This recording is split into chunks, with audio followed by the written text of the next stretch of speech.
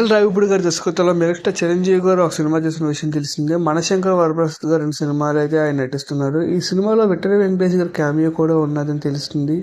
అలాగే ఇప్పటికే అఫీషియల్గా అనౌన్స్మెంట్ కూడా చేశారు. ఇక ఈ చిత్రంలో నయనతార గారు అయితే హీరోయిన్గా నటిస్తున్నారు. ఇప్పటికీ రిలీజ్ అయిన సాంగ్స్ కానీ టైటిల్ గ్లిమ్స్ కానీ బాగా ఆకట్టుకున్నాయి.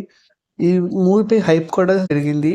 తాజాగా మెగాస్టార్ చిరంజీవి గారు విక్టరీ వెంకటేష్ గారు biggest celebration anthem mega victory mega సాంగ్ను రిలీజ్ చేసినట్లుగా ముహూర్తం కూడా ఫిక్స్ చేశారు.